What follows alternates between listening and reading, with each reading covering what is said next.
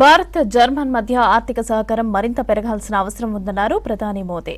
రెండు దేశాల మధ్య బంధం ప్రపంచ మానవాళికి మేలు చేస్తుందని చెప్పారు. గుజరాత్లోని గాంధీనగర్లో జర్మనీ ఛాన్సలర్ ఫ్రెడరిక్ మెర్జ్తో ద్వైపాక్షిక సంబంధాలపై చర్చించారు. ఆర్థిక, రక్షణ, సైన్స్ అండ్ టెక్నాలజీ, సాంస్కృతిక సహా పలు అంశాల్లో కూడా సహకరించుకోవాలని నిర్ణయించుకున్నారు. ఇక పరస్పర విశ్వాసం ఆధారంగా భారత్, జర్మనీ పనిచేస్తున్నట్లుగా చెప్పారు మోదీ. भारत जर्मनी के साथ अपनी मित्रता और साझेदारी और सुदृढ़ करने के लिए पूरी तरह से प्रतिबद्ध है। चांसलर मर्ज की ये यात्रा एक विशेष समय हो रही है। पिछले वर्ष हमने अपने रणनीतिक साझेदारी के 25 वर्ष पूरे किए और इस वर्ष हम अपने राजनयिक संबंधों के 75 वर्ष भी मना रहे हैं। ये माइलस्टोन्स केवल समय की उपलब्धियां नहीं है, ये हमारी साझा महत्वाकांक्षाओं, परस्पर विश्वास और निरंतर सशक्त होते सहयोग के प्रतीक है। भारत और जर्मनी जैसे देशों की अर्थव्यवस्थाओं के बीच करीबी सहयोग पूरी मानवता के लिए महत्वपूर्ण है।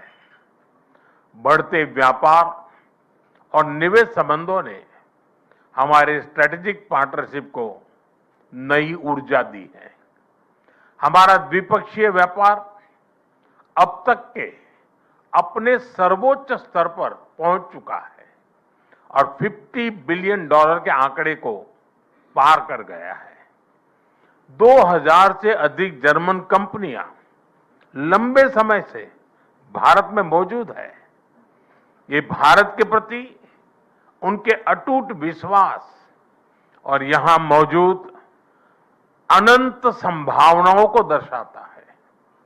भारत और जर्मनी के बीच टेक्नोलॉजी सहयोग प्रति वर्ष मजबूत हुआ है और आज इसका प्रभाव ग्राउंड पर स्पष्ट रूप से दिखाई देता है। रिन्यूएबल एनर्जी के क्षेत्र में भारत और जर्मनी की प्राथमिकताएं समान है। इसमें सहयोग को बढ़ाने के लिए हमने India Germany centre of excellence स्थापित करने का निर्णय लिया है। ये नॉलेज, टेक्नोलॉजी एंड इनोवेशन का साझा मंच बनेगा। हम क्लाइमेट, एनर्जी, अर्बन डेवलपमेंट और अर्बन मोबिलिटी जैसे क्षेत्रों में मिलकर नई परियोजनाओं को आगे बढ़ा रहे हैं। ग्रीन हाइड्रोजन में दोनों देशों की कंपनियों का नया मेगा प्रोजेक्ट भविष्य की ऊर्जा के लिए एक गेम चेंजर साबित होगा। भारत और जर्मनी सिक्योर, ट्रस्टेड और रेजिलिएंट सप्लाई चेन के निर्माण के लिए मिलकर के काम कर रहे हैं।